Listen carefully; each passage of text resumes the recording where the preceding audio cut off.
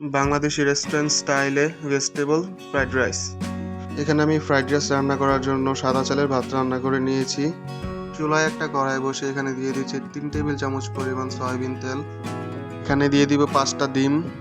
যেহেতু আমার রাইসের পরিমাণটা বেশি, তার জন্য আমি ডিমের পরিমাণটাও বাড়িয়ে দিয়েছি। ডিমটাকে একটু ভালোভাবে ভেজে নিয়ে ডিমটাকে উঠিয়ে রাখবো যাতে ডিমটা না পড়ে যায়।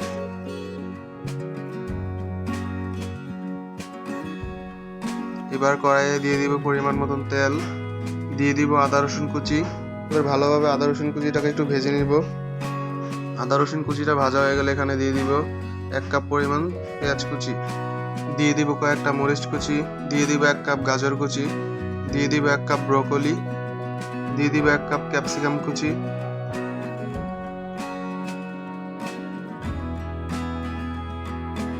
দিয়ে দিব আগে থেকে ভেজে রাখা ডিমগুলো, দিয়ে দিব স্বাদ মতো লবণ, দিয়ে দিব সাদা গোলমরিচের গুঁড়ো। এবার সবজিটাকে একটু রান্না করে নেব।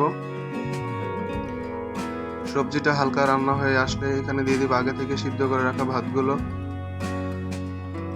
এবার ভালোভাবে নেড়ে চেড়ে দেবো ভাতটা রান্না হওয়ার জন্য। এবার এখানে দিয়ে দিব সয়া সস। এই সসটা না দিলে কিন্তু রেস্টুরেন্টের মতন স্বাদ একদমই আসবে না।